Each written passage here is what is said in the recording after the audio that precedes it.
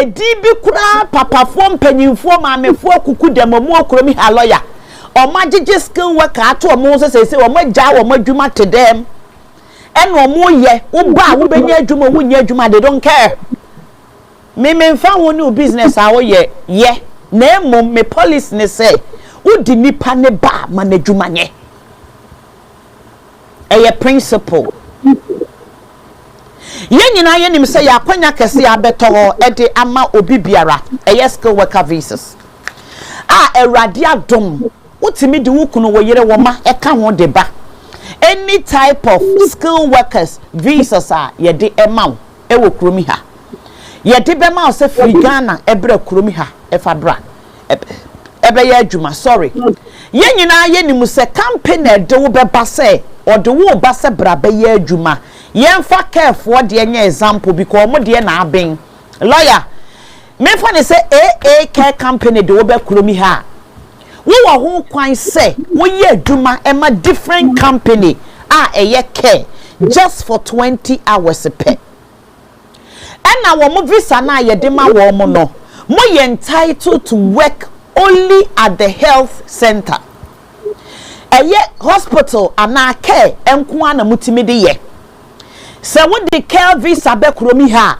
ana visa bi a wo de beba eye skill worker visa no company na de wo ba ye no sa company no eye care ana ye carpentry nko ana wo visa no etimi ye adwuma se wo kura construction visa enye careful nko ade ne ye kan obi okura skill worker bia mona awurade asane abehwema na dwen na emomu no ye de careful na ye example because wo na te ha wo munsuo careful na wo te ha se de mu bedi kura eden e de ma wo mo se wo kura any type of skill worker visa we entitled say sa title na da wo visa ne so no kwa na timi de ye adwuma we ye construction a wontimi nkoye adwuma wo bank wontimi nkoye adwuma wo mobitel ana wontimi nkoye adwuma wo eye Lois na emomu no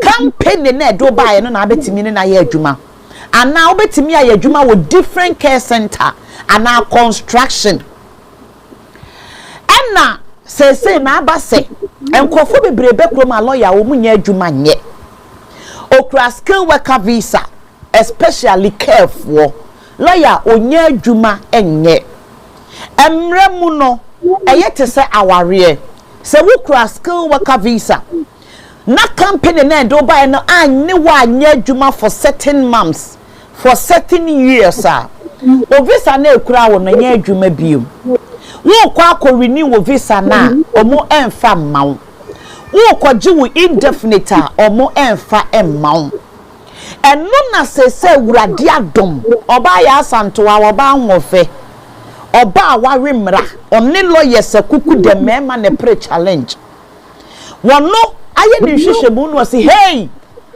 momra Ghana for me be katwi na me de akere mo sa mo visa na ekura mo no mo be kuro mi ha mo ankasa mutimi ye boss visa na ekura mo no skill worker visa no se wo be kromi ha wo betimi ya be ye boss e wo kromi ha without care company na do aba no without a construction company na do aba no na eno ena na dwi me ka kire wo say share video no ma wo nua bi ote baabi share ma wo bi a wo te baabi a wo suo okra skill worker visa a wo te baabi a de obedi mpa eden ne dan ka wontimi ye won kofo bebre aloyo mo Ghana omo ye hairdressers enso omo ba as carers ye won kofo bebre omo ye caterers enso omo ba as carers hey akonya wo ho de maw ye won kofo bebre aloyo omo ba as omo ye carpentry omo ye fitters enso so omo ba as skill worker visas ena numrei obesan akoye wo caterer obekwa akoye wo dentist wo ye carpenter wo be ye wo carpenter wo kromi ha what the skill worker no ebe ye adwuma foforo eno na me bebusa lawyer say how come how possible because o kwaji a omo the restrictions ato ho enti lawyer fa ye do suko akwanya any good news a ewo so Emma skilled worker visas.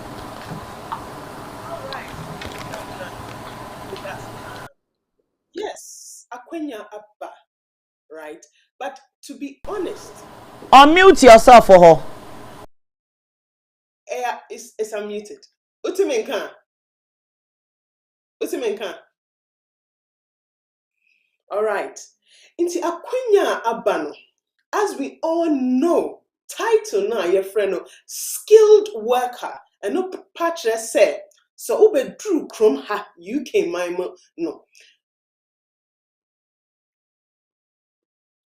Ube drew UK mimo na. Ubeye ejuma ama employer. You are coming to work for somebody. Ejuma omudia mawo COS. What has been assigned to you? Say a construction worker. Ebia uye dry liner. Ebia uye let's say for example, building construction work like tiling, bricklayer. And I said what ba as a care worker. And I said what ba as a nurse. Right. That is you coming to work. Ube bought a jumano kakra. But after what they are trying to say, they say you can sponsor yourself. So it is called self-sponsorship. Skilled worker visa. So you kind of self-sponsorship. And say you tear say diomo kano e wunsa hu juma. Dia utumi sum one kasano with an employer, but one kasano utumi sum eye jumano. For example, ubetumi ayobi just like Sister Bna Kanye, betumi ayobi uba as a carer, uye bema. However, who are other skills? Who are skills? Utumi dear plastering, utumi dear bricklaying, and I say we are bakra ha. But in your heart of all hearts, or do say utumi a ken, you are training with dear. No COS it is to do care work. You are there to help a care company or organization. But Ebia, once you have multiple skills, not just that we are multi-talented. Ebi krana, we are beautician, we young perform fair. You know, it may be a tearing, it may be. Me pacho mon like mon click like me so na Facebook for mu say impact wo ho. Mon like mon tap like ne so. Say yes. Lawyer call me that say. Yes. Intebia we are beautician. We be a nipa we are fair. Makeup it can be a tearings to me money fair to me botie. And I will feel say deal we meet me aye ebia we mo ndam fofo ebia nkofo ba fie ebi kra na wa start kakra nkofo ba fie but unyanyen into a company. Today we are here to tell you say ubetimi aye self-sponsored skilled worker visa. Now the question is, what are the requirements? Oh my God, where do we start from? You best start free. Well, we start with the requirements. First of all, you have to know, so you have to be aged 18 and over. Into bar krom hano. Of course, even as part of skilled worker, we're both our age, no, you are an adult. And you have to establish a company. Also, me can say, oh, ebi ana wo bo fie, tinri a wo bo fie, and now say ebi a brick lane, o ye no on the side, o boa obi na o ye, but won't who say, de o ye no, what tintimum, we are very good, but you don't actually do it as a main job. Yes, today we are here to tell you, say, set it up, establish a company. Sadiana is very important in you self-sponsoring yourself as a skilled worker. Internet say almost say so be a company. So to me accountant be a sebe or to me be a company account amount or to me be with company's house or to me contacting HMRC about your self-employment. And apart from that, we with setting up the company, so your business bank account, sebe business this chassis. Usikani nya u eneno a better account asumdwe mu. These are the sort of things they want, and they want the job offer to be a genuine vacancy. Into you can say, "Oh, be a bricklaying," but a genuine. Allo, Debbie. What they want is they want there to be a genuine vacancy. Would it be self-sponsor home into a jumano ho and be a fake it? That can be very difficult to prove. But at the end of the day, no omu percent sa intent no ewo. Omu percent sa job I will choose it. Let's say it's a beautician. Let's say we a big crowd, aduane emane there. And also we a construction worker. They won't say sad job I what choosing. No, you have the appropriate salary, the appropriate title. I was a home office skilled work occupation list. No, you have the title there. You are able to pay yourself that sort of money. They also want you to set up BBI friend of PAYE. Chrome ha so we set up business. Omu person omu say what setting up business no put to me chia on money fair. You can pay yourself. So you are going to be paying yourself from your own company. Obetimi asa employee obi obetimi anyway juma. These are the things they would need. As an individual crano, you still would need the same basic things you needed to be a skilled worker. Into, for example, still I'll be here English language test at level B1. You still need that. You still need to prove the criminal check. All those things, no, you still need to prove because you are self-sponsoring yourself into company. No one you, but who as an individual, who be a juma as an employee for that company, and that is what they are talking about. So these are the requirements. Now, say a company, no man kasa, say by the grace of God, what to me a big company, no, with accountants, no, will be amount.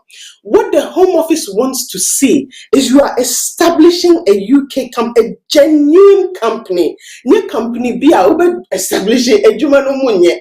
They want to see. So, we can see, say, no, this thing is working. Until they want you to provide some mandatory documents. Be a company in here and some is not that is not it. Afe, omobepe certain documents. Me can earlier say omobepe 6 months, or maybe even 3 months. They just want to see, say, what business account will Chrome have. That's the first thing.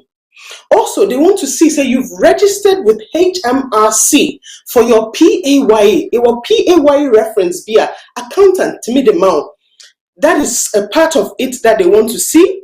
If you are now high dying, a dime be what high for your food business, for your beautician business, for your construction business, what could small office. They want to see the lease agreement. And they want to see if you have it, your most recent financial accounts. Their money is very flexible, and say. So we share Home Office requirements, right? So we share Emranoma. They only really want you to provide 3 documents from that list. Into so only financial accounts are boy. You can provide bank statements for 2 months. Only bank statements are you can provide a lease agreement. You can provide your PAY reference. You can provide something like employers limited liability, insurance for company, for the employees. You have some form of insurance or indemnity for them. These are the documents that omu person omu who be company ni wia. Diebe ko efficacy no. Here one, as I said, bank statements, PAY reference. Ubetumi edit VAT registration akomo. You can give them a company lease, so what lease it a dime, or you can give them employers liability insurance. All options and yet compulsory say no select it. So when you are flexible. Me at change no. Abinel solicitors are now me who are accountant that you bet me and na aliase a catch accountant no. What is needed to make sure you can self-sponsor yourself? Into it's in good tidings. It's very good and a very good way.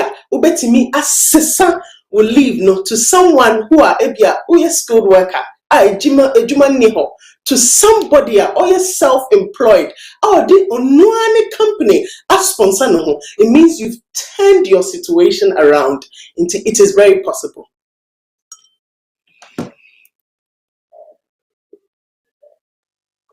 Yo, lawyer say it is very possible. Me bacho motimenka. Yeah. Was here very possible. Okay, lawyer, send your watchre ye mo e de akonetie for mama me sign embra lawyer mo echo ebium. Lawyer say changing your skilled worker visa to sponsor a self-sponsorship visa. Changing your skilled worker visa to self-sponsor visa. Meaning say obi a wabe krome bi a wode skilled worker visa baby ano obetumi asesa no eye simple wabone tofa eno eba ma menkyere mu ase wo kasa ntententente de kyere mu Elizabeth wan wo sister bana talking is too much em say afa no waba ha lawyer kasa e wa kasa how many minutes mo hear time enuru 10 minutes wa wie oye lawyer on the limit enti ye mema se de se de wo kan ye no obi okra wante meboa me lawyer or sign be chire be kasa bi me kra manti 6 months visa bi so o kan 6 months 6 month bank statement mante o be chire yi na wo san kasa bi mu no e na mete ye enti the reason why enti a wo ba bonus campaign program so man ye unique me kasa ma wo ti ase because lawyers no more limit e wo ho enti Elizabeth tie me lawyer e kasa no wo say Ubesa will change your skill worker visa noa. One, ubetimi asesa no. Enye se company ne de waba no abeye burden, wabeye otetebo tan usi ho. Was a company ne so ma madwuma nye entimi nye adwuma enye debi. O visa no wotena wa ebesen. E bia wo ba no wo ye self-employed e wo Ghana. Wo botire, wo hihye tire, wo twitwi nkukuom, wo no aduane, wo ye decorator. Wo ye painter, wo wonsa no dwuma bia wo ye wo pamade, wo ye fashion designer, wo pamade kuromade, wo pamade kura wo table so a wo be kuroma ye fashion designer. And don't limit yourself. Ghana for yempe se nya ye be ye adwuma. Ye pede de bia lawyer abotiri kwa den no anka. Ye pede de bia no ye betena se no obi akan sika we no de ato yensa mo se geneko na ade echi anu asore na dimirika no aba enkuku ni mi hukuru mu ni akan we na waye na wakọ wo ye nurse unsu betimi abi adwuma wo kurumi ha as a nurse as a domiciliary wo betumi ayebi ewa ha enu nti ne de lawyers e de aba se ne be ya wo visa no lawyer say ensay o visa na ekura wo no wo ba besesa e de free nipa na wo ma wo visa no montie skill workers mo visa na ekura mo na nya secure mo ma menka no kura nkyere mo wa ha mo visa na ekura mo no gidie eni mo visa ni mo se mfie num ni dua obenya wo indefinite left remain gidie nim e bia company there do ba ye no ubedu ye na no yes ye company ni ye twa wo monkratam ye twa ni bibie mu bi kura 5 years journey ne beso no na company is not exist anymore e ka kire mo because obi o wa ne kitchen and no dey office enti one office ani be bo mo so mo be o maden so mo hwehwe nipa no o mo si na nya na aka kire se wo ke wo mu sa wo kitchen obi kura ne car boot and no dey postcode ne car boot me ka kire mo enu nti akwanya wo ya beda kwa ama wo sister brother frɛ lawyer ne kɔ ne ho wo adwuma biye o free Ghana ba na wo nim bibiye adan na wontum lika nkɔ lawyer ho wo betimi abie business account lawyer say requirement a wo betimi dia asesa wo visa no aba beye wan kasa wo dia self sponsorship requirement say e was say we 18 years and over me gidi se careful no so no wo ba wo 18 years and over and now was say e was say we register company na wo pese wo ye no emfa wo ni se kone kwaje baby te se careful obi timi de ne car boot construction for handyman obi o wa ne van mu e no de aye no office lawyer wonim sa obi o wa handyman for no ne van mu ena ye n'adwuma ne van ne car boot ena ye n'adwuma enti wo adwuma bi ya enye chenchene atwan se kwaji the whole building efie na wotim no betimi de aye wo office Say ube high baby so a lawyer so ohia lease. Lease no say ye de buy nya ya rent dan a ye beka se tenancy agreement. And a lawyer meboa.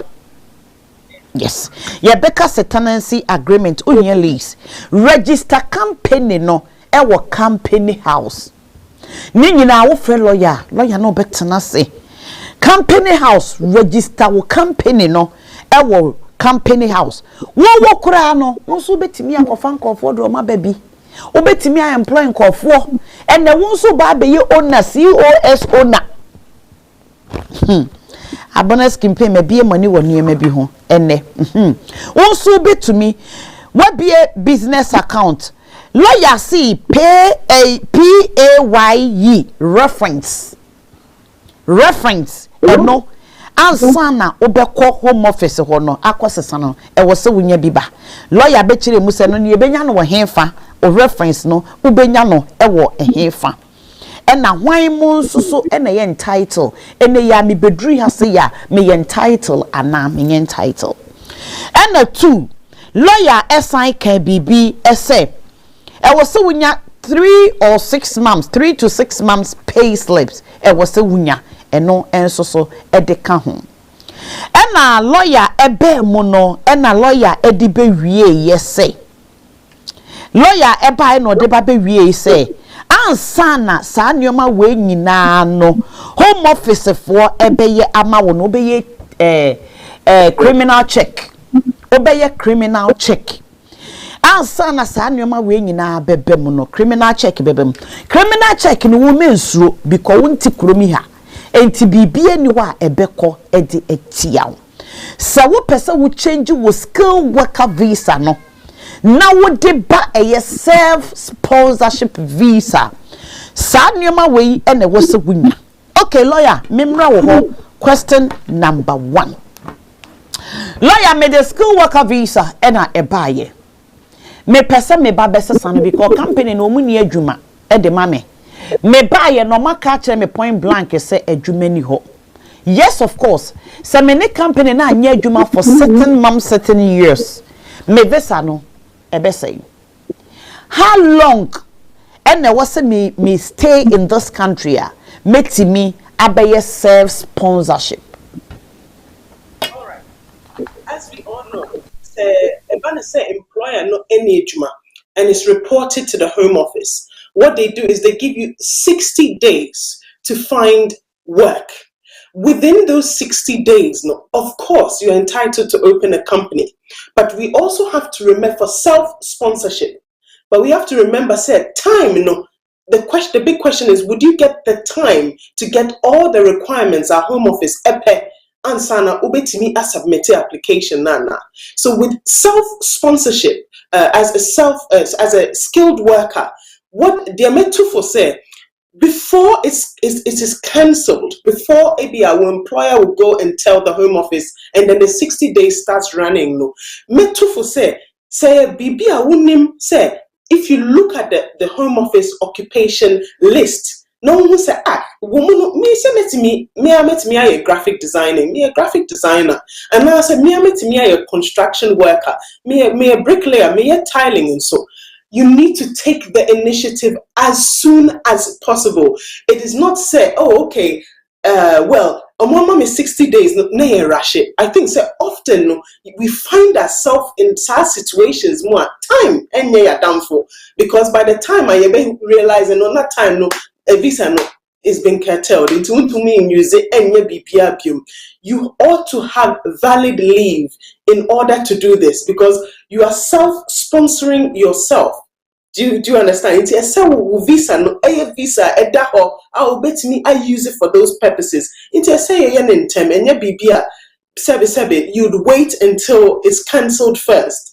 Debbie, yen try say yen more say yeah. Take it plans. Sister, now I think a very important point that we have to realize in this as well as everything is we be self-sponsor who are two duties. One as a company owner and two as a skilled worker.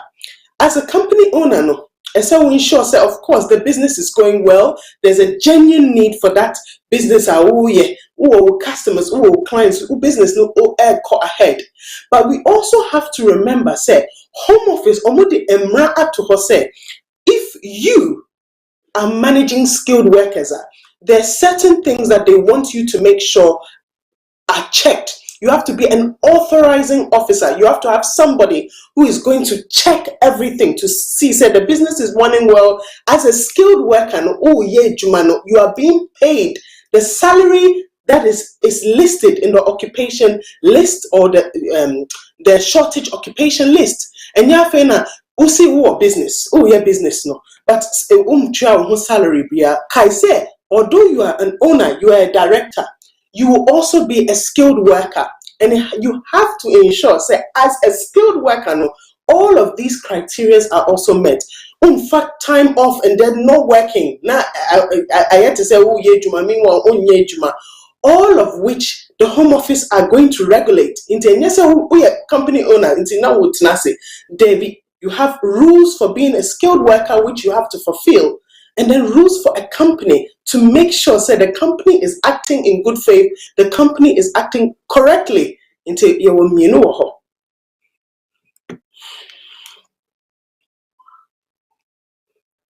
Meaning, when you get to UK, you can start preparation.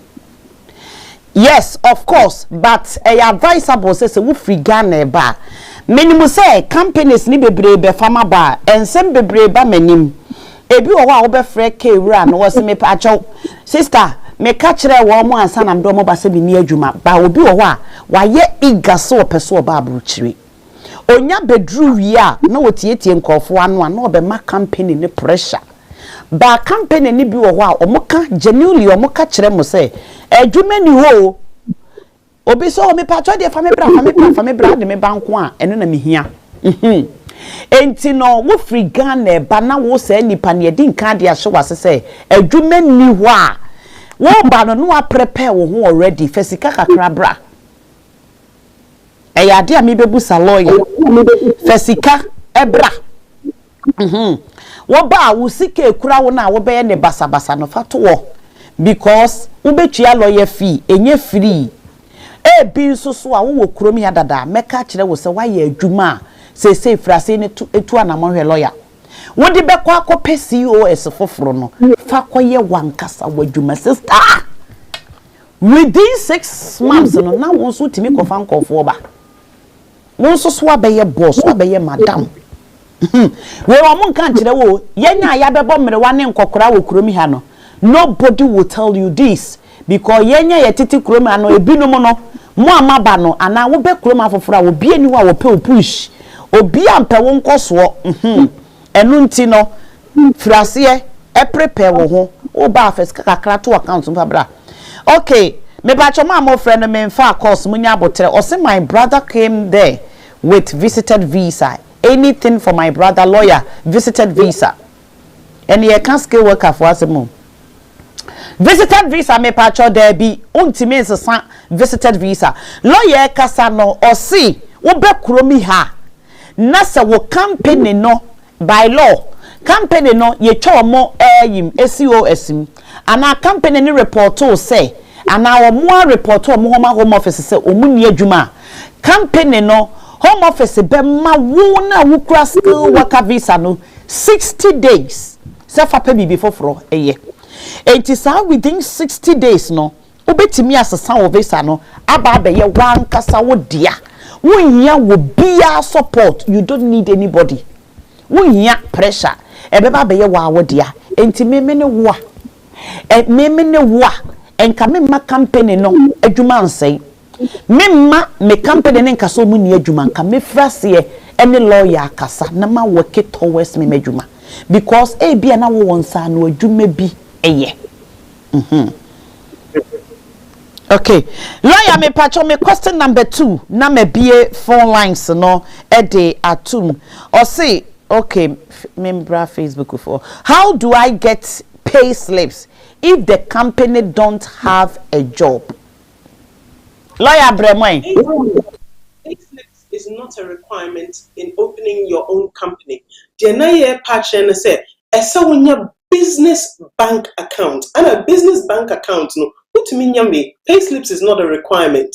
Oko a local bank, high street bank no so. Udi unkrata Ghana passport, ni wo skilled visa card no ko omohoa. Omubetimi abie bank amount depending on their requirements. So far as you fulfill it, we are set and ready to go. Yes, please.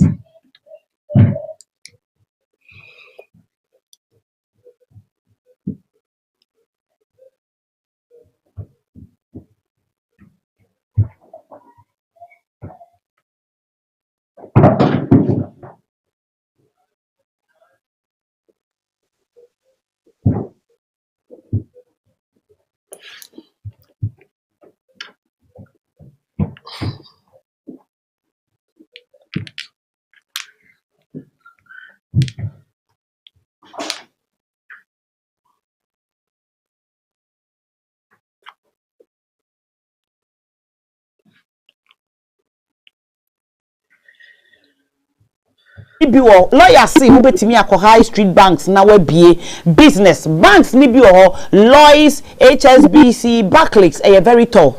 Monko de care for mobile mo bie mudi kan no monzu ho no mo betimi bie business account so easy eno ane say wodi mo skill worker visa no mo check na ye mo criminal check ne kra ye proof of address kese pa mo criminal check na mo ye no a proof of address kese pa fa koko bie ana wo de buku appointment ne ko lawyer mi o kwa lawyer ne wo betena se de wose wo ye de wose wo ye de wose wo ye de wose wo ye wo need accountant nso so a o frɛ me a awo mema wa accountant no ebi accountant oye genuine ne bo enso so ewo form ana wo ko lawyer mi a one wo ebe kasa ne nyina no obe ehwe mosi no sa monte ana wo ko okay aba enti yeah monzu Ransford medase monzu okay medase no sa bank na me se omo requirement no enye bibia bibia yisa enti eno no mo betimi akoho na maye bi ewoso. Okay lawyer me pacho another question wo kasa no na kire madwen ewa ha kakra sa PAYE no reference no ekira say tax office for there. Yes. Tax office. Tax office. Say who business now who employing kofor or you are employing yourself as yourself sponsoring yourself. They would need you to have PAYE reference because that PAYE reference no and no na omode be tax will pay slip so. So why your business? No, you're a skilled worker under your company. And so we share our salary every month, for example, or every week. Until we share our pay slip is what we don't say pay slip national insurance will PAYE and so on. Into nona or it's a type of tax that or take. And I said, oh, be a business. Now to me, yes, sir, and more quadia. Or said there's a genuine cause for that business because nobody will open a business at Ebia or maybe PAYE bra. There's no business because you have to pay tax.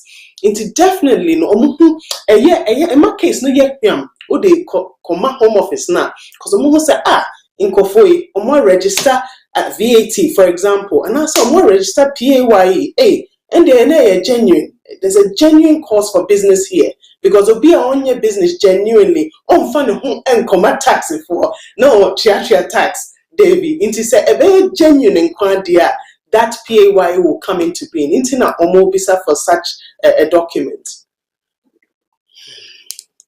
You samene wa me botire enkofo bebre botire wo Ghana mabe kromi enkofo bebre yetire mo wonsa no nyuma mene wanka mefrase especially ma mo botire no ka mefrase akoko fie mu ebu botire na me yenkofo makeups na metete o mani achi sister brother wunya £100 okra na me pacho farmer accountant register na mo skill worker visa no Saturday money me tres wa kontu mu nsama mo be hu se yewurade sister abana na me shiraw Ghana fo mo ankasa mo establish mo ho establish yourself. O skill worker visa na ekura wo betimi dia ye bibi fa ye bibi. I am telling you, obi ti kura mi ha woni nkrata o wonsa no dwuma sa nipa ni ntimi nye ba wo na waba no a wo kura skill worker visa already no wo betumi aye. YouTube my idea mo so ma share na makomanim mon komanim mo nyere mo ho YouTube for so lawyer Benix or say please auntie Abena, what of we the dependent lawyer dependent bi o so ni kunu ni ijai ne yiri ni ijai emu yensam pi Saturday nyame yadoma medi ho nkomo lawyer onte lawyer okay Saturday medi ho nkomo dependent bi o wa ono so ni dependent visa no enkunimudie ni hope ni ye ja na ware enti wo mo so no okura dependent visa no ono so betumi ebie adwuma wa ha. Yes. Yes. Yes. Lawyer mi wa dwene ni ha o na main sponsor now obetimi abie wajima as self sponsor wo ho oye dependents and so you can do same but kai say uba as a family ebia oye main sponsor no but who dependents into dependents no being husband, wife or children kai say sankofon so no if you are the main sponsor I will self sponsor wo ho no kai say dependents no so no unya sa self sponsoring ni ria na wo company sponsor wo obetimi aye a visa or leave to remain further leave to remain for wife, for husband, for children. So your dependent does not necessarily need to also open a business. Obetimi adieche na what the main sponsor neche with the dependents munya mbenya na freedom abem by way of being self-employed with the freedom brow. So that is also the but yes dependent ebia dependent no na nim table ebia dependent no na chef Onimeduanenia. Ebia dependent nunsu na construction. Yes, the dependent can take the front space and do it, and then the main sponsors no omo beba be eden dependent. So it can work either way. And bet me work either way. Yeah, the na me person me busa ne say. Obi a oye dependent. Now at the moment I'm not talking about the main applicant. Me kasava dependent because dependent be bro wa lawyer abuses or mu kom and I mean no be jai and I fake pride me share oba foforo Ghana e kasa be bu na me ka kire mo no me share be ma foforo me be se me di me ko wade no me pese me jawa wade na me ko fa what you say no be frɛ sister Abena me dependent am de ne baye no o yes rate de kaba aha me pa cho na me pese me hu say dependent ne so no se ni kuna na ne yire ka so oja na so no so onsa no dwuma no so betimi register ni own company sa na wono so abaye self sponsor yes or no na me question for so the dependent also has strength in this amount to me register on company omo bia betimi aye yeah DBS me okanesa sa na me kana mo behunu DBS yes Adelaide or self-employed say what about cleaning skills yes so won so person be cleaning company obetimi e be why not e be obi o wa otimi twitwi nioma ho pa now unfortunately the occupation list no cleaners in niso but chefs are there. Construction workers are there, hairdressing managers, beauticians, so maybe in the future, but for now, no, so there are specific occupations. Adelaide Monkan why cleaning for no Adelaide Monkan Adelaide Peduma for ye koye makeups beautician we ye makeups adwe na wo hyehyɛ nsoma ade ma nkofo eno ano no wawie aha min bie eye phone lines no enfantum YouTube for mo so ma ya ade ma komanim mo like video no na mo share mo like mo like ne so Momo bosso, mo like it. If you know mo ba, mo like it more.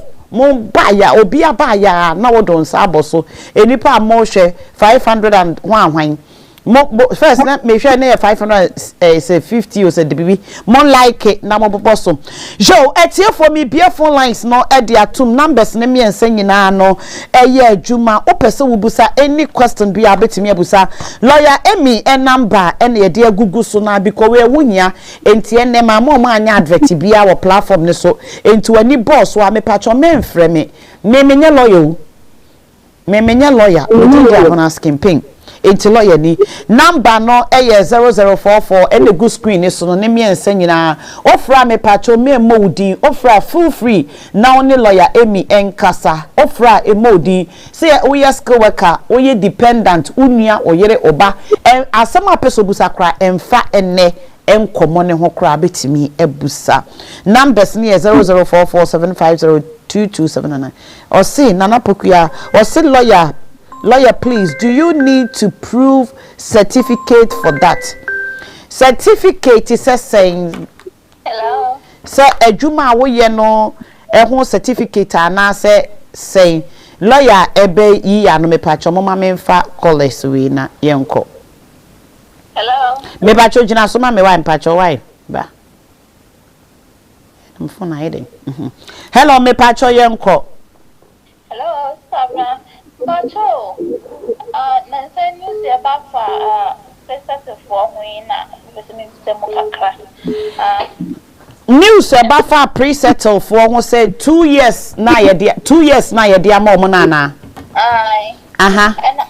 and I'm asking this almost say for 5 years now to go baby I'm 2 for baby oh yes entitled to indefinite and maybe a lawyer say no maybe a woman as saying oh you entitled me ba mentia say wo kura won krata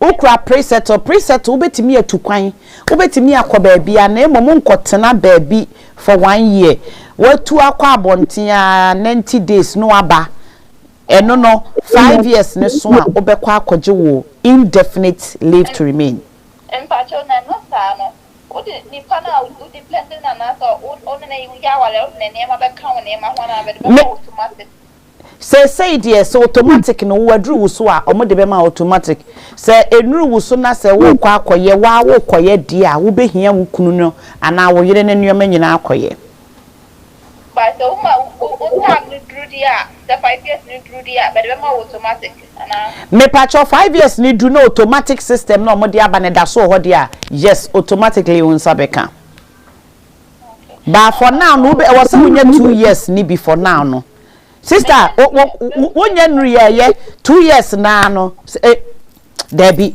wadru wonya nru ye wo so mama 2 years automatic wo benya bi e wo so omode ba me ba cho mama wodu munyina so say no wonya eni me bi free home office manya bi aha me na sign definitely ma kwanti o mo sande manya bi me friend bi na catcher ma mi te no sande yes no na chese we program no metie wo 2 years na wo mode ama wo no o mama wo 2 years extension enti wo 5 years ne beso no na wo 2 years no edaso wo ho se wo 5 years ne so na wo 2 years na wo mode ama no ewu a you need to do application na de akwaje we indefinite why ubetimi atukwan by the way ubetimi atukwan ko ba bia aba still ye de be ma me sister bia o de student one e be buy na o yes to be sister frame biom wabusa question na to so san busa wo sister anso de enti na se fa o sister ne bra no hello yanko pacho ma mogina so nyina munyina so na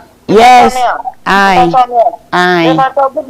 good evening sweetie me bisa question na emfa na ayi no ho na enye problem kra emfa na ho amobetimi ntie me ware yi ni na me confirm me ma e by 2021 and na para no ye de ko to man e ma o indefinite leave to remain na me no mu kwa wo e baba ako na me pese me bisa se se me so me kuta indefinite every ben na nkwada no metumi age British book ama wo mo enkra no tama enkra no we indefinite me pa che de ma o 2021 what me je British book ba was so koye registration Me pacho omunye ya nwo omu okrom ho me de omu figana na enu nti na wasa wo koye registration for lawyer enti just be year registration I say also we no kwajo British passport because of onye British ya nwo ha no obekwa akoye naturalization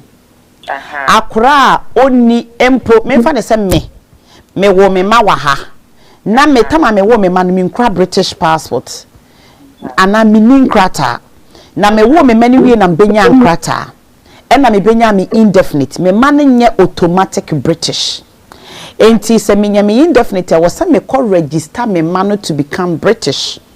Okay, Ba se me wo me ma na me kura indefinite dia me ma no automatically British enti wo ma no mo nye British enti for lawyer na lawyer nye registration to become a British.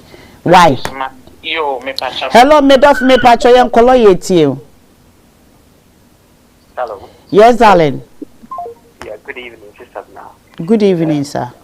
So, me angasa me kodi a graduate visa. My wife, awenya church ma yabe apply for skilled worker. Number me who say, no, obi here sa NARIC certificate na ebi approve English language na na say with a degree or a degree holder. Owo hin wo kromi ha. Your degree holder I was so ba ethics. They say you use NARIC or master some ba ethics. Enti se degree no on fa English professionals in kan ho any application or ethics in home office. Why? All right, me that's it. Hello, me pacho lawyer tie. Stop na pacho me chia in lawyer ni. Ojo so. Okay. Pacho me say me busa say so be cross skill worker visa. Na se wo krumi hanu na adwumasem I employee na later when ya construction job no person of switch to construction we say skilled way na possible.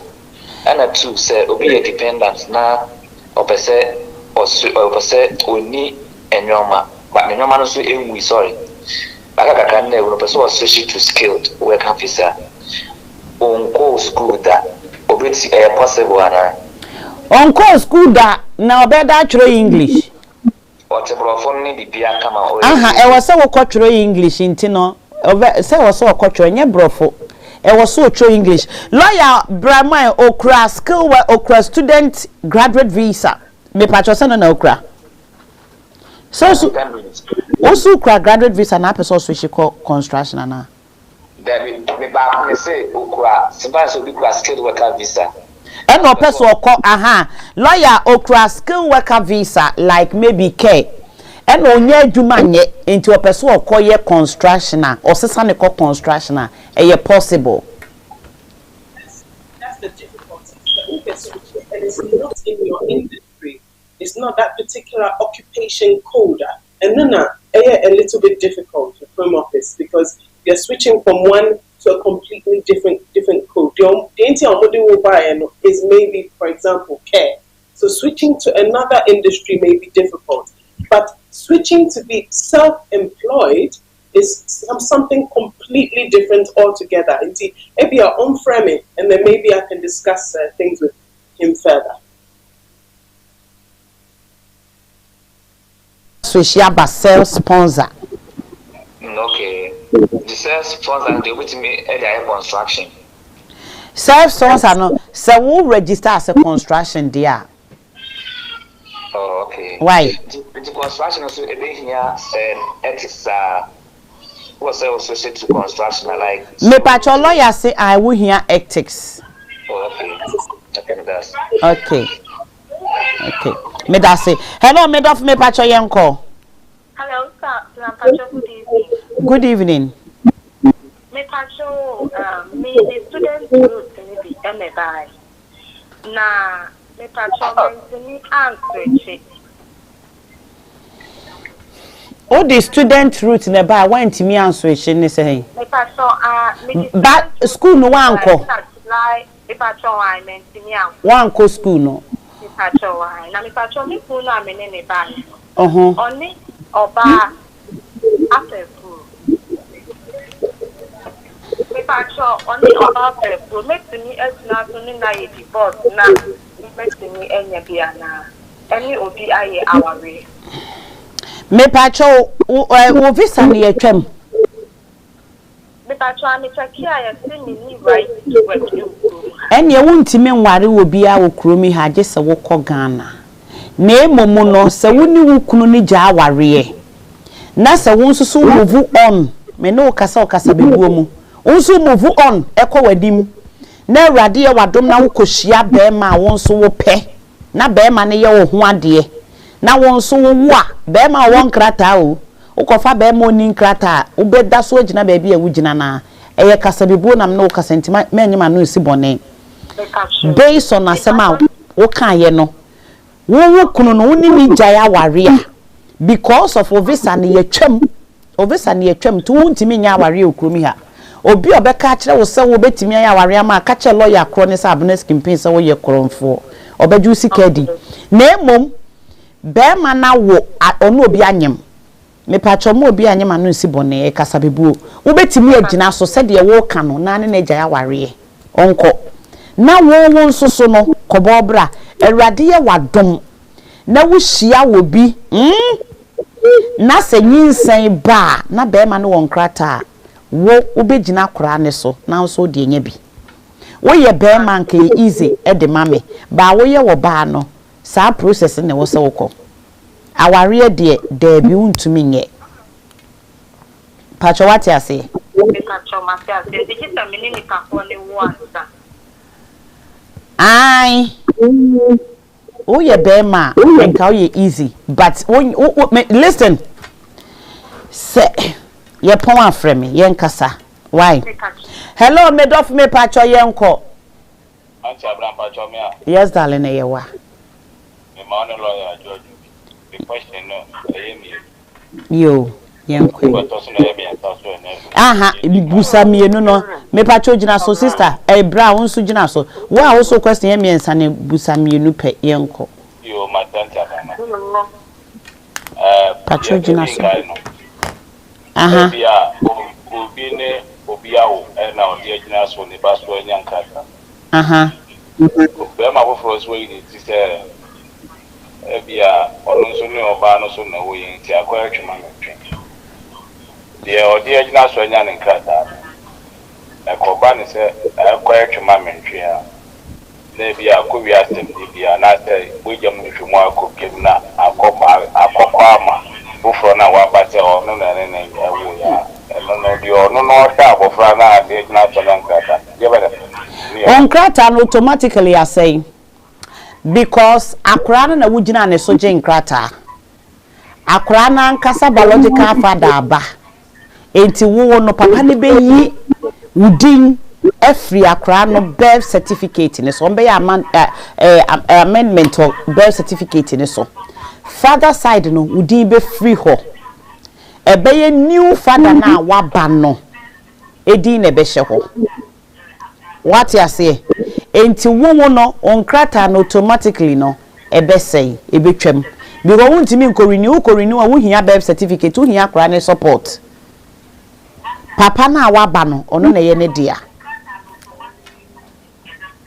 okay yeah just you obi kura sa du afna obetimi akọ sa sponsor skill ni bia lawyer jejem ta no so betimi akọ e bia na yeah lawyer bebem na de me no be kan no ha ne say me ni abema eya mama ye play a cast yi lawyer okura neba ojina neba so no g 2.5 years obetimi associate co sponsor na lawyer say yes obetumi na wa kwete skill for the na almost we na sa sister teaching na o de be fa lawyer okoya obehia english obehia requirement a careful no ehia na bia na the same nchirechire mu na obehia ethics IELTS obehia IELTS obehia ne care certificate ne neoma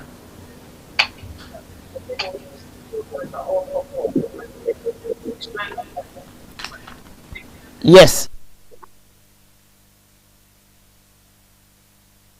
da wo ye ka wo ka nimu bi dada enka I think say ke be easy at the amount wo ka nimu bi dada na enka wo busa wo campaign no ba ansa na wo besesa no bra pe good lawyer what na maybe so auspicious so or the konya sponsors for care sponsors well eno na me kire wo mu say no care sponsor na wo busa ye no why okay I don't know the other say I sponsoring self Debbie self sponsorship yes you will need it a requirement no dey buy any wo hia English test no nipa no betimi as we ahuna so akonya a friend say COS when your COS lawyer say I don't know be possible now COS nso betimi COS wo be hia English okay wo be hia English IELTS you will need IELTS wo be hia English no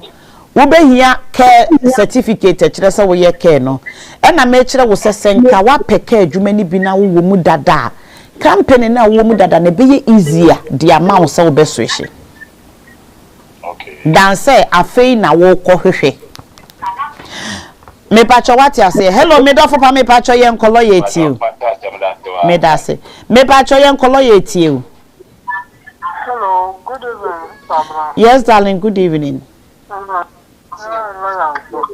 Ojo so me pacho busa me pacho me here na your school worker aba no mo anya adwuma ma no na obetun ya ye adwuma bia ana mpese mbusa lawyer pacho lawyer Brema was school worker me say bra ne ya start obetumi dia ye adwuma bia But as a skilled worker, or assignable to a particular COS with a particular occupation code. Now, for example, you're a carer, a very difficult. So we're switching from being a carer to another occupation code completely different from that industry. Maybe as a construction worker, maybe within the care sector, healthcare assistants within those sectors, fine. But engineering, PPI, completely different. However, say share occupation, home office occupation list now there's something that you feel say to self-sponsor yourself, to open a company and to be self-employed. And no dear, it's a totally different ball game altogether. And but to switch from different media 20 hours per another care company. Why? But said the lawyer cannot. Obetimi dia ye care ewo any care agency be about only 20 hours. Okay. Hello me dof me pacho ye nkolo ye tie. Me pacho wa wo so ne ye nko. Yes darling.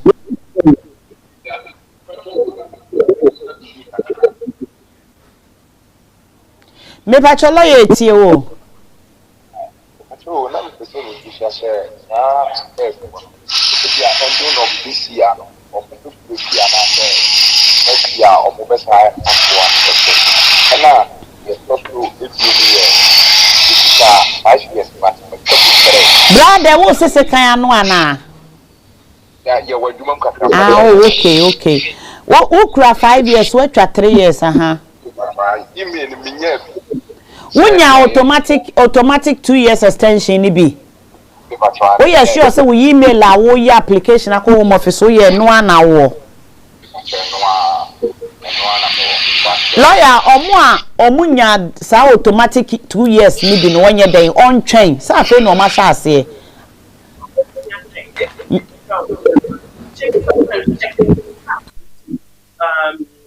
Ebiana atol spam say train kakrana unya bia the EU settlement scheme line no bet me I get it in touch with them. We can also look at your documents to see whether say you are also entitled to that 2-year extension. Nurses are not carers or mobile no lawyer ntime nkyere wo so mu betwam ana wo mu ntwam eno de onye adwuma home office eno de wo nim why omo nkan bibia so mu betwam eno de omo nkan Right. Okay. Hello, made of me pacho yenko. Hello, sister. Good evening. Yes. Yeah, Joso. So my question is, if we Ghana, but not say a company say more a good year good, Kakrabi, I want when I'm from the bar UK. But your mama will say meeting that bar and assessing. Yes, of course, but I think sir, you need to declare. Lawyer, or good year, gold. Ewa ne ho. It depend. Gold no, a wealthy for saying ABR. Say gold abet media to sir. Gold abet media to come we here will be a permission. But gold ketwa. Wutimidi to jewel box be at say the cramming. Wutimidi sha dear box more your personal use. But bar gold sir. And no dear lecturer. We here to you need to prove. Lawyer Brahman. Yes, I mean, so who travel from, let's say, Ghana to the UK. Such items, if it's in large quantities, anything in large quantities for commercial use or for trading, you ought to make sure say Uber declare it, because sometimes no, you can be stopped, you can be questioned into before say Uber 2 If it's declared, it gives you less hassle and it allows you to know whether media 2 and I said there's a limit. Okay, lawyer was say £2. Was say £2 and 2 kilos. 2 pounds. Ghana I know pounds, £2. A bar and I say a necklace and a earring and necklace, pure gold. Pure gold na ho yen fedro bibia nka ho na bia. Me pese me kire wade. Okay. Yo 2 dear sanya bibi eso sa. 2 pounds so dear. 2 pounds so dear enso sa. 82 pounds so dear obetimi dia ba. Okay. Jina ho lawyer, hey, Jina so brad, Jina so lawyer check was it £2 gold the wealth for how much lawyer? £37,882, which is a lot of money, you know. BBI said would declare cut through a lot of problems or maybe your items. Bra catch them one man son na dia bawai. Because Debbie declare Ghana. Yes, and then for immigration in the US. And a lawyer says I call immigration. Nenka, if I were you, assign your insurance to so. Okay, lawyer say friend. Lawyer say friend. Now only home office if only who you meant to ban no crown, wo ba security pan ye di be di wachi abefa wo see ya near the ekunwesi wo yesetnase ye ma wo nante kromi ha ni good ye ma wo nante na wo be dey wo ti ukra indefinite and na ukra British passport na be me 5 years ukra 5 years bra me fa good bi ama mane na wo be nwene wo ho hello yanko ko pass mo ma ho yes Fatu bank wo Ghana minim se gold o mo de to bank ti sa ye di gold to banka Oko pass mama ho 5 years na fi de betwe abo so. Hello yanko. Hello Abraham, e chawo ni wa. Mejo so. Ya to pa be sir. Yo me a student o. Now the be the masters. Ti me na wife na buy. Yeah. No ye me dependent. Ti me wie me masters na this year. Na me say mbisa lawyer say okay, bas self employed na. And come me and answer my wife. Every team agent so that's what you are. Who is student? Debbie, my yenye. Because student today say munti men switch you. Lawyer student self sponsor no student obeti me aye. Yes. Providing your leave is still intact. Your leave has been curtailed. But if you have student lawyer say no mama na bandi wo so munti men switch. Ba o person o ye student no. The lawyer voice ni bi mo. Ame meche ono ye student no. still obetimi aye self sponsor no ana wo ma na yire ninye obetimi ama na yire aye but also as the main sponsor no, what I would advise would be say because of the ban on switching until you complete your course no, it's either say we complete your course now you go for that maybe on the graduate scheme on the graduate visa or you let your wife as dependent if she wants to be self-employed obetimi aye lawyer say that say we complete your course na wie ana say ma wo yire enye okay inti say friend lawyer or my list of a job scenario woman na ya say the me betimi aye no near the no register company no me patron wan na list of jobs ne kura no se bi ebi ni mu abra mo amun kreti etre ye de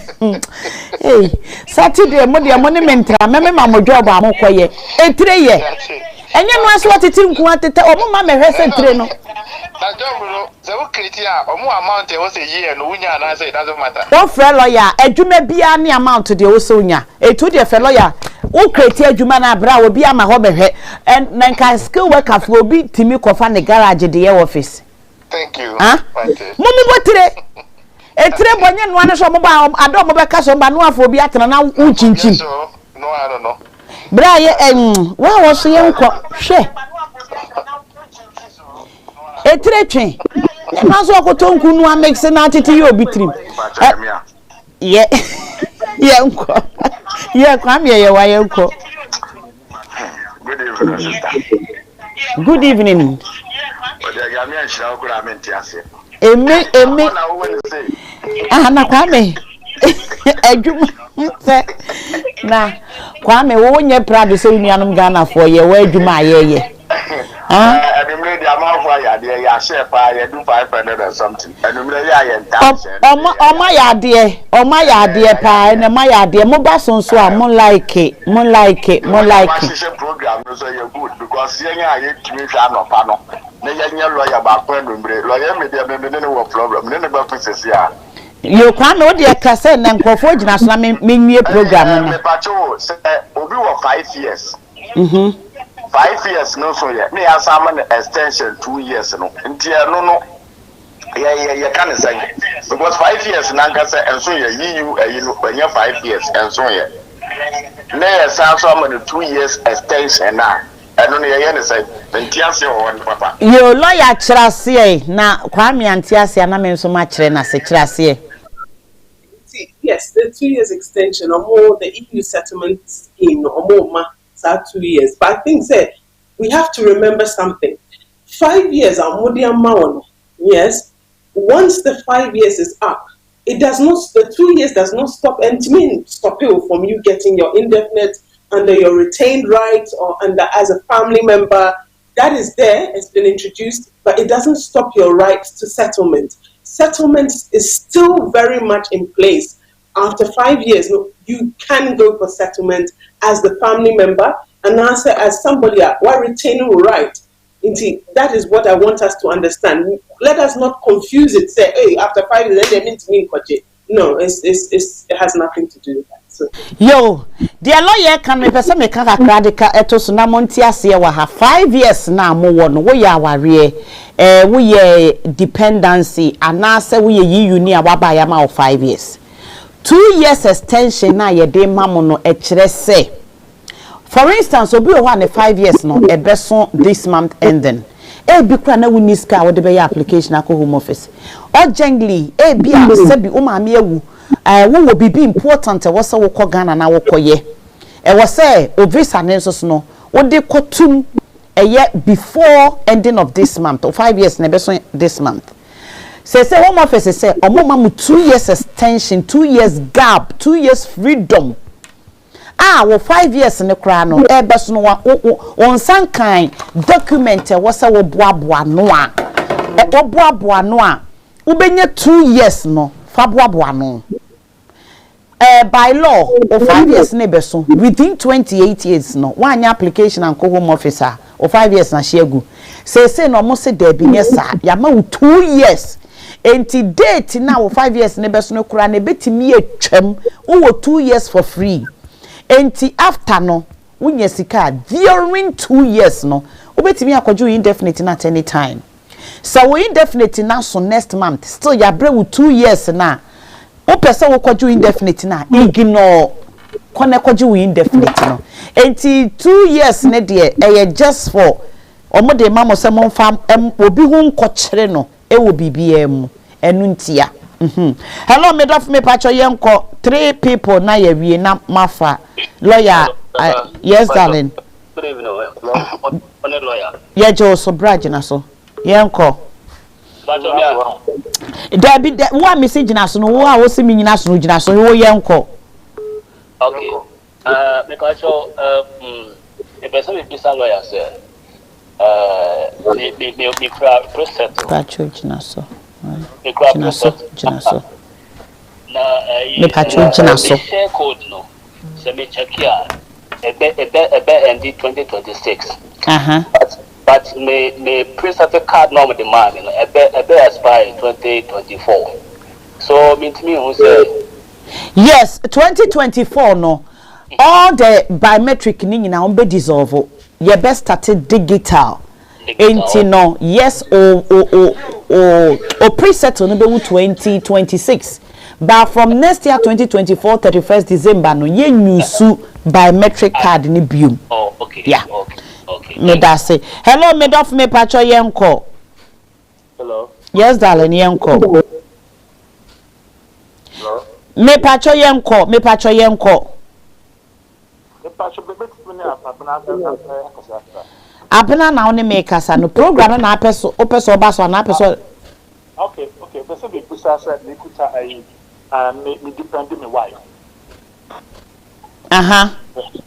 na ya ma me 5 years we next year 2024 yeah na this is so me apply for passport and I said am me go for me e dey passport na pesa ubusa British passport o dey 5 years ni free Ghana na buy me depended me wife yes I know o be kromi ha na ukura 5 years no na me kuta Italian visa UK visa Italian family wife me Italian o wife na Italian ti na ukura UK Italian 5 years e na mo ba ha no okay ukura UK visa 5 years na wo de ba ha no 6 months you year no big real entry okay yes okay Matthias here after 5 years no oje o 5 years na obekwa akwaji we indefinite unkoje British passport o do Ghana passport na na beko no mo de amount nyame ya adom mo de mawa within 1 year no obetimi aye naturalization for British passport okay yeah me that say hello me dof me pacho yenko hello good evening my brother eh legend yenko ni empon me ba mu obia ma bi obia nkoda yapon me course ne doso kofo WhatsApp ni no me refi se sa me do ato so gina so legend kasa na yenko me tia ayi lawyer emi anwofe ojo so yenko me pacho gina so no akwa mi dipa na ka no ka fe odi ayi opeso odi good £2 extra ne ho eba no ya maka chance the easiest way ni say enwani se onko fanya ring bi mana na ache bi mana fantu ni enwani no simple simple enya fe na be kura pounds na ukura na umbetimi aye the same thing na bibia emfiri no odi aba obi grad wo person odi ye no odi aye ndie da ni kuma yetimi the £10 kura timi ye ring na de £2 na pe be ade best de aba any £10 de na na yi pa o ayi shaba ranks they say chain no what the year we na eda no na kese pa na da okum yo wate any na chese wo hene pa na wo ba abrochire yo hene pa na wo ba no me da se Bring go bring no free said yeah. Sika. Na sika unko Me da say. Me busa we nso say na lawyer me kan yin ki me fa say me ma register construction company a year no sa no make me the sponsor obi if you am say they say careful ya or my like do no ye dependent no make me sponsor no yes so wo dia so why your application and wo sponsor ne dia wo betimi a sponsor obi okay next me ye my registration you what me call ye me kwaji certificate of sponsorship. Yes, registration is different oh. Tie. Registration is there. Wo adwuma no na wo register. Wo be self sponsor so that no wo be maintain wo skill worker na ekura wo no. Ba se wo pese wo so wo sponsor wo bia. Aje se wo your application for home office ko je sponsor. Okay. Because I know person do baby I na entiafe no bon say but the any pana kofa ye ni nyina obi ti baby no obi di ko bu obi afa akra me da say me da say ba me pa cho WhatsApp last call yenko yes darling yenko na really let me say this lawyer say I say my friend be why you care the any be never UK I'm so we do 2 months na the company now no me adwuma na I think say o maje o molances ne kakra enti who says also with my application African and joining the wife na so imagine a license ne dia automatically ni home office abro ne yire no onya email bia any one benefit of that omunye application in potum 50-50 into omunye nkotum ne yenhwe omoye kotum edema na wonyina so entwa visa because ya revoke asem yetie bia ye betwa omonso so de enim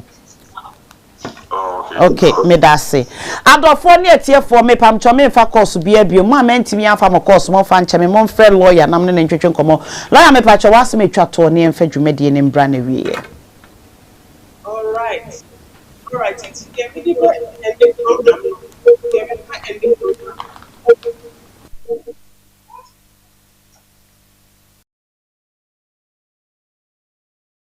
so etiefo afi na ado afide na to ya abna campaign outrage TV so ene wasugu so awutie no ye ne abnel solicitors ena etena se lawyer Emi ene ne etena se twetwe nkomo no me pacho obi biara emfa lawyer number na ye wie program na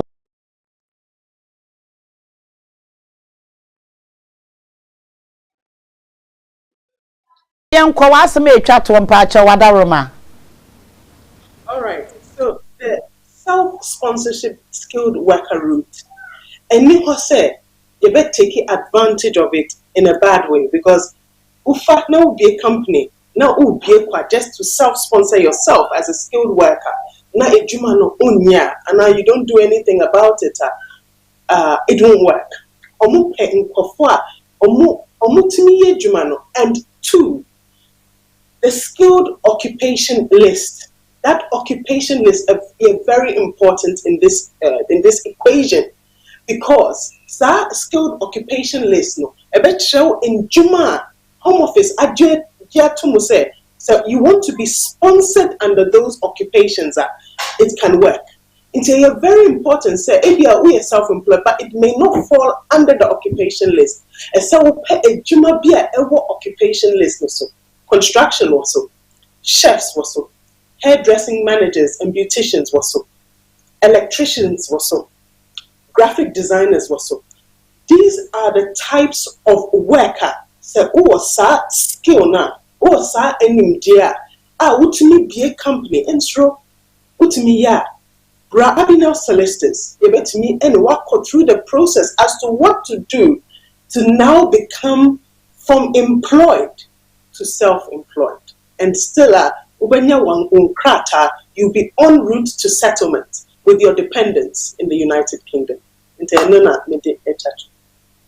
Oh yeah, da lawyer say lawyer nyame enhira obebre me pacho etiefo obetimi afa lawyer na me kan for tap send dia ma say me pacho download o tap send never send sika ko Ghana wo hwe me na wa adwuma bi na pesa abena campaign ene ni team ye mo ho the room fama wa me pacho obetimi a contact eye team no na afre me personal me number at the screen so obetimi afre me ago was ya me eye da Rosper Funeral Insurance net o mo sa from me pacho contact wo mo insure your family, insure yourself. Ekrobi was to be able to me aye.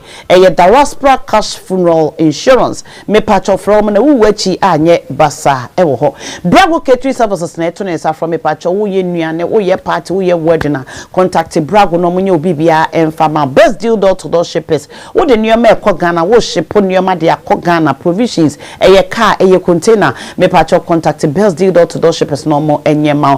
Pelito efro pelito sebray no munye shito de shito hwehwam omo enye emfama eye snacks na eto omo safro no me patch all your pastries no me patch menyi snacks in free muwate oye event bia me patch contact eye snacks no munye ma omonye ubi bibiara ema Kumasi market pekam na eto omo safro no okọ Ghana nuane organic dia ene patch Kumasi market na omo enye emfa ema nyame ya adom a echina ye redemption hour wutie me wo ye Ghana ni wo ye skill workers for amabe kuromi ha careful mo nkwa asore be pacho mo mra me to me nsa e de afremo eye Flames of Faith Assembly ho na business campaign me kwa asore ho na me som entu wo London na se wuni baby som wuni baby kwa asore a me to me nsa e de frɛ wo se bra na ye nyina ye momu ne enkonko som eye redemption hour every Tuesday enumre bia Tuesdays enumre bia eye 7 p.m. to 9:30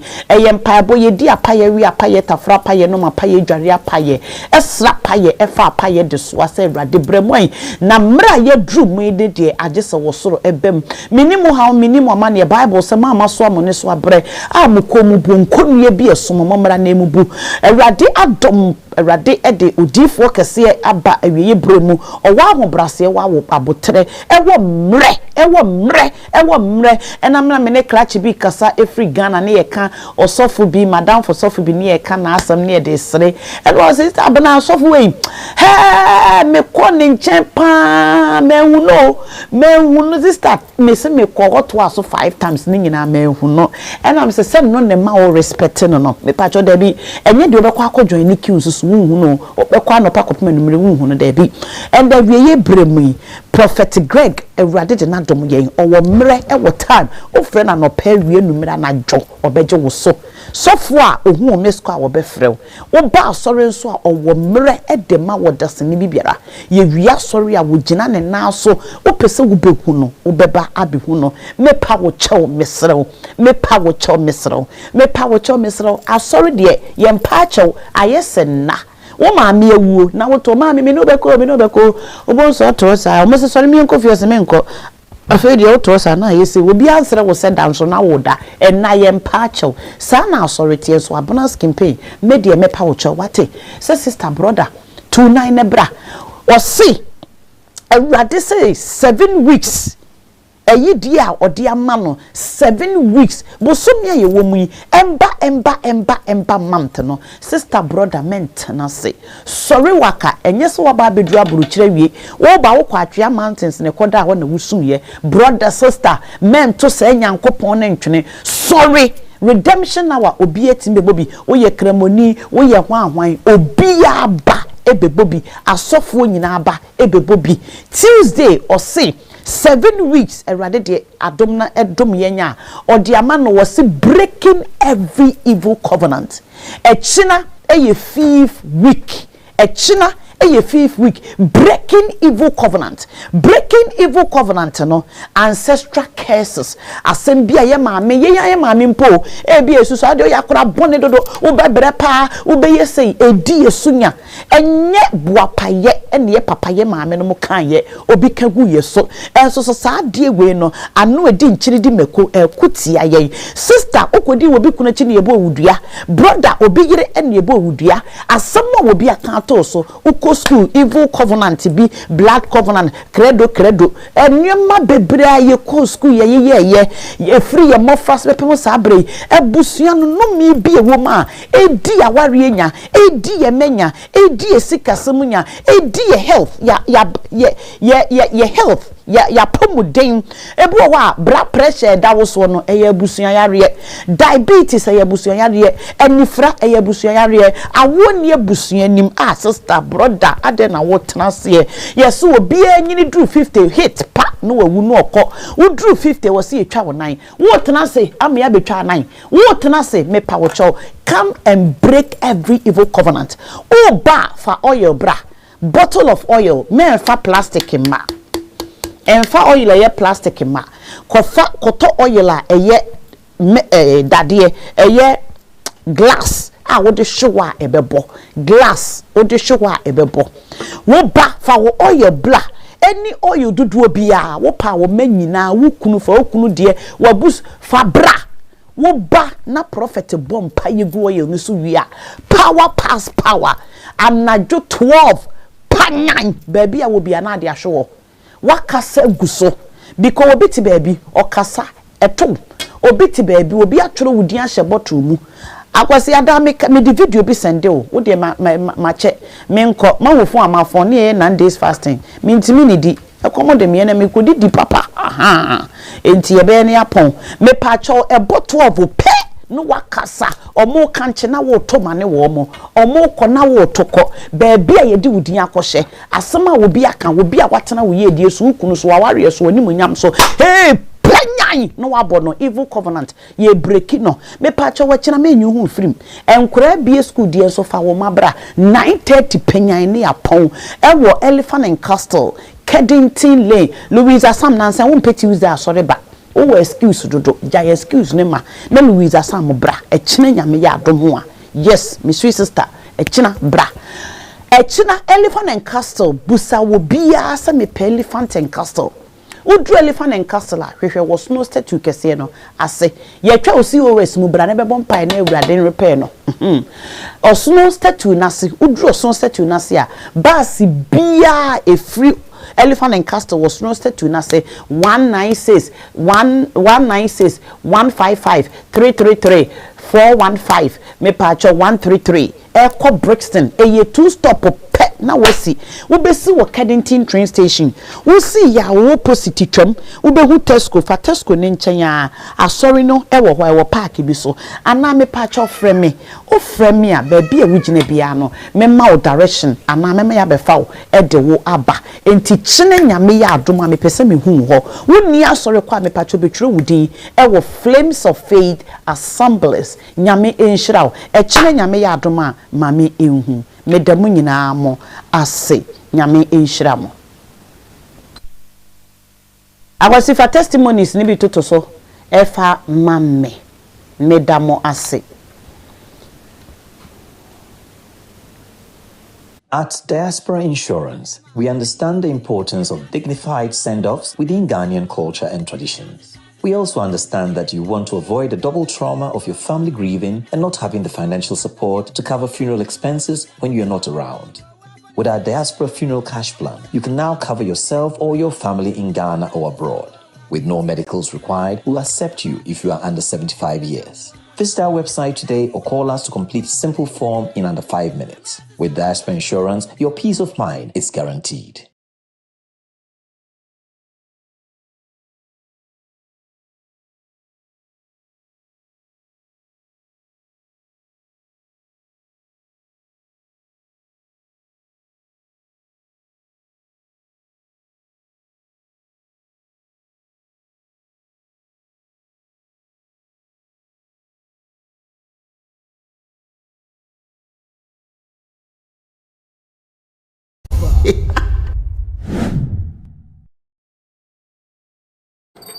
Oh, hello, people. My name is Kale Boss. The only boss.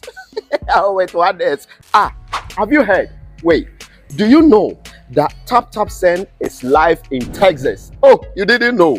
We went to New York. Now we are live in Texas. So people in Texas and around, all you have to do is to download TapTapSend. Yes, TapTapSend has become the most unique, secure, and fast way of sending money across the world to your loved ones anywhere. Okay, so download TapTapSend on Google Play Store or App Store, and when you're in Texas or around, you just have to put in the code TXGH. What did I say?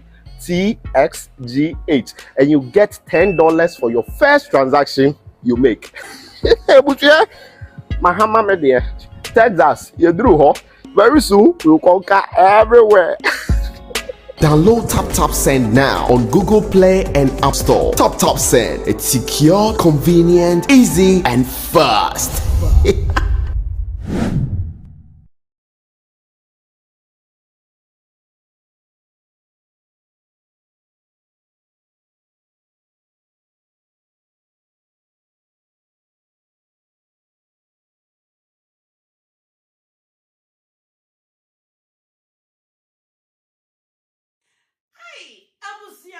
Meeting at the Abonance campaign. Medisika Emma name Busia any adofo. Ewo Migrant emu e de fa eye tap sikamanie. Eso ediebentia eye so easy, reliable, affordable, convenience, and is so fast. E pabey and I will be fasua. Obe you so tap sikamanie. And one say Ubefa was smartphone. Now I download a tap sikamanie. Ewa phone so. And one is a woko. And need just some kasiane say. Baby I will be a what me use a tap. Edison Disica. Echo wa my ganemu. Ewa bra won't ya she commission free. Empo abra miti hey. Miti me use a tap.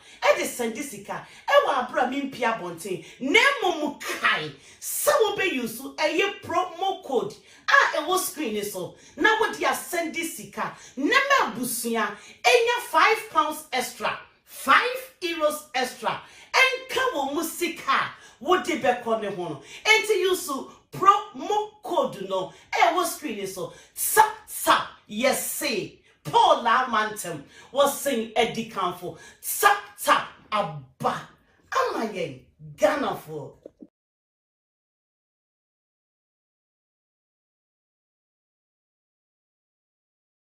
Hey, Abusia, meeting at the Abonance campaign. Medisika Emma name Busia any adofo. Ewo Migrant emu e de fa eye tap sikamanie. Eso ediebentia eye so easy, reliable, affordable, convenience, and is so fast. E pabey and I will be fasua. Obe you so tap sikamanie. And one say Ubefa was smartphone.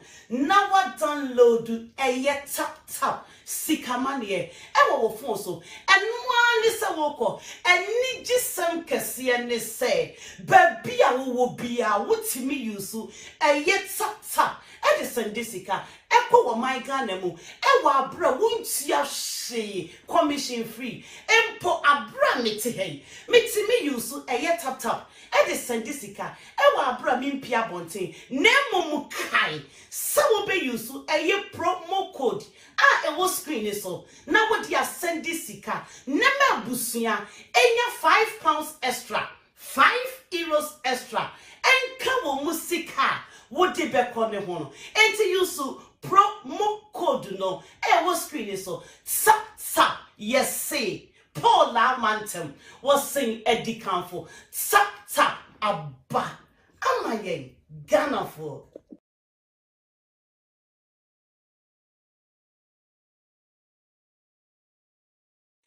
Hey, Abusia, meeting at the Abonance campaign. Medisika Emma name Busia any adofo. Ewo Migrant emu e de fa eye tap sikamanie. Eso ediebentia eye so easy, reliable, affordable, convenience, and is so fast. E pabey and I will be fasua. Obe you so tap sikamanie. And one say Ubefa was smartphone. Now I download a tap sikamanie. Ewa phone so. And lisa woko eni gisem kese ne say baby a wo bia wotimi yusu tap Edison Disica, Echo or my Ganemu, Ewa bra won't ya she commission free, Empo abra miti me use tap Edison Disica, Ewa bra mimpia bonte, Nemo mukai, Sawo be use promo code. It was screen so now what ya send Disica, Nema busia, enya £5 extra, €5 extra, and come musika. What did back on the one? And to use promo code no. Was screen so tap yes say Paul Lamantem was saying Eddie Campo tap abba. Am I Ghana for?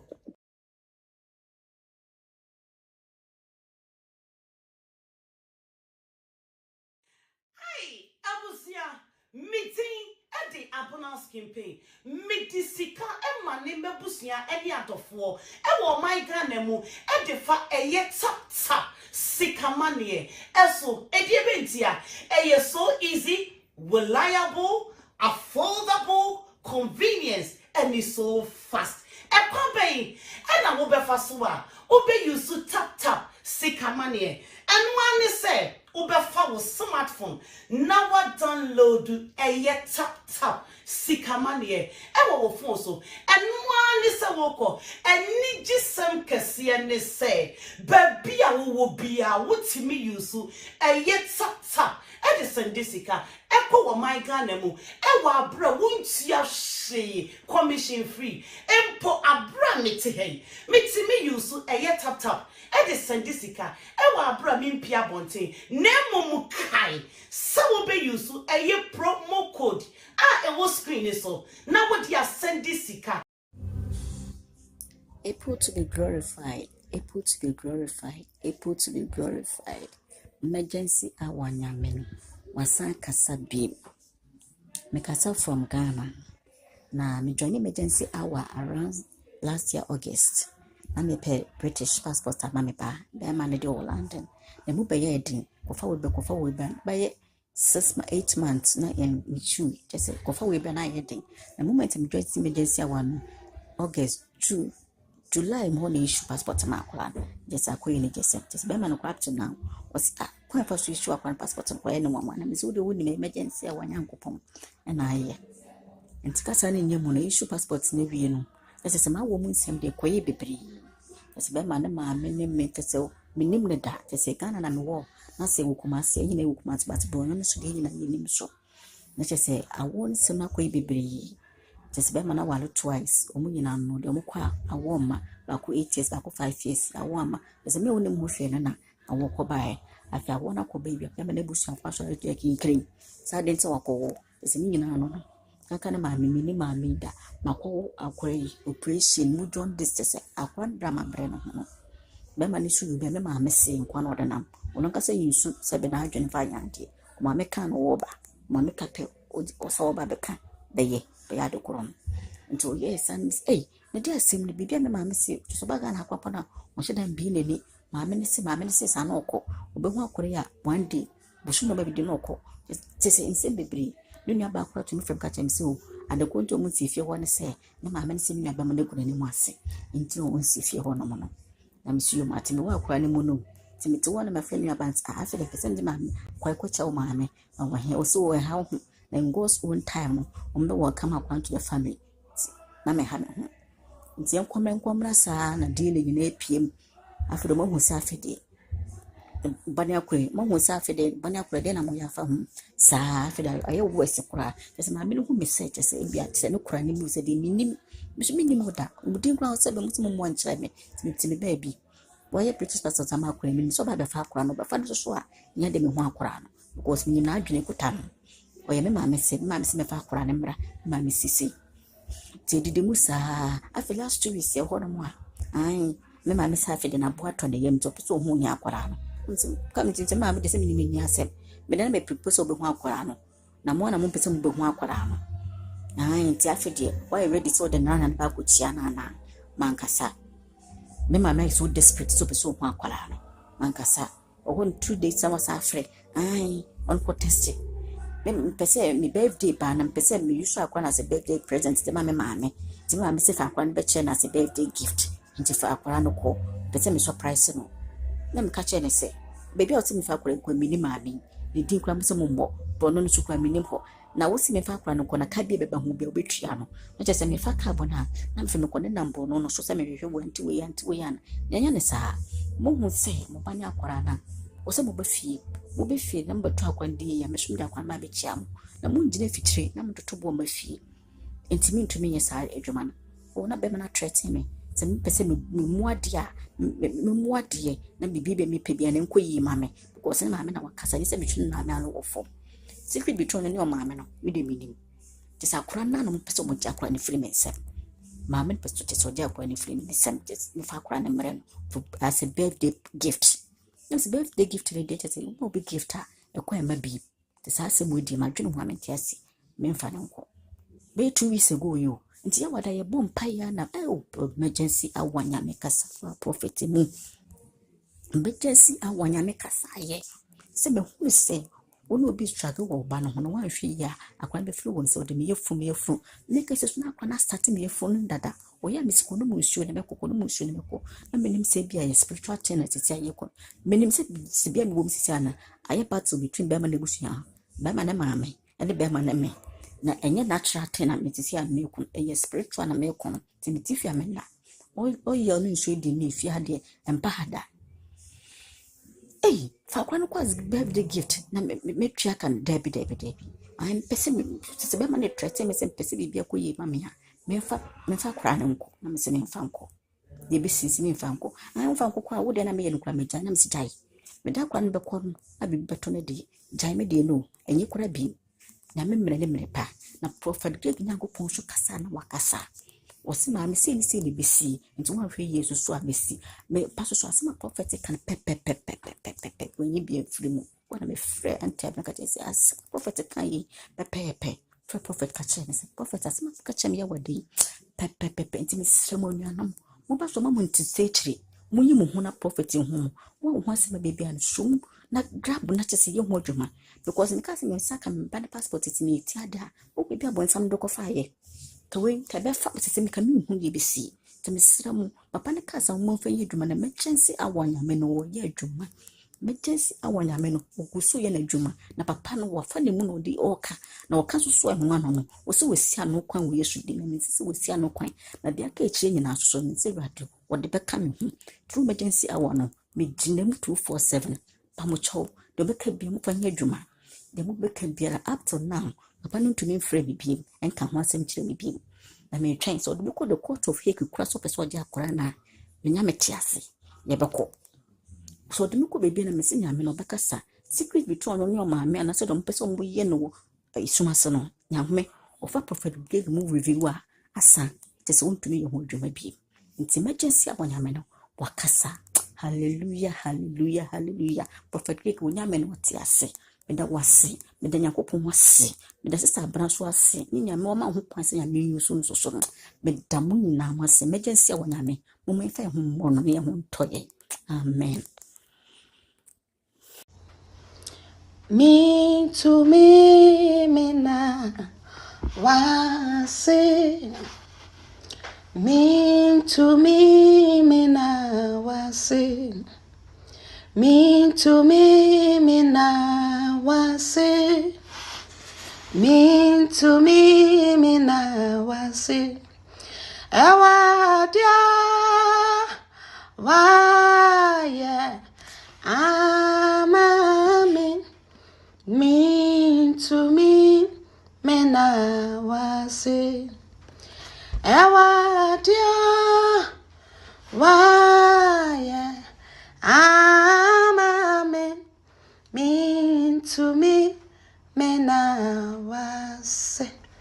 January to open all closed doors. January to open all closed doors. January to open all closed doors. Ebusian for minyame edi masema mame. Last 2 weeks in I'm afraid Pastor Greg online. No ye program na be too na me frɛ. And I made two just say me ba papa ye de nato life support is yes agena to hospital. Na mete ye no cry ho nsɛm a abusuafo efre me keka ye nsɛm bebree.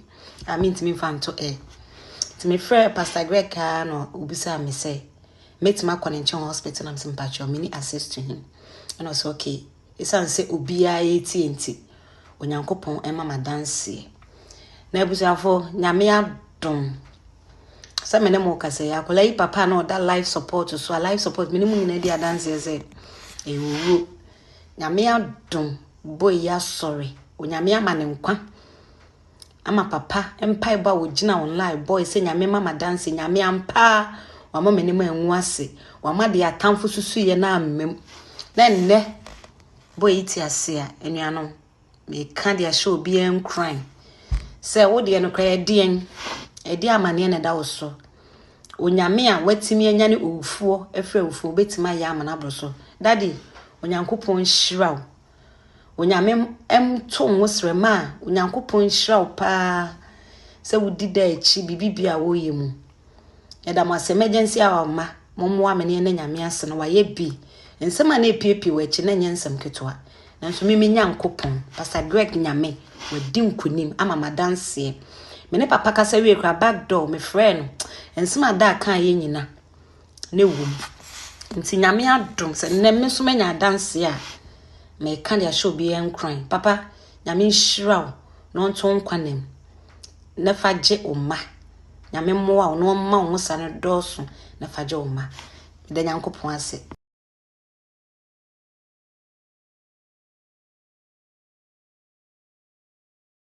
At Diaspora Insurance, we understand the importance of dignified send-offs within Ghanaian culture and traditions. We also understand that you want to avoid the double trauma of your family grieving and not having the financial support to cover funeral expenses when you're not around.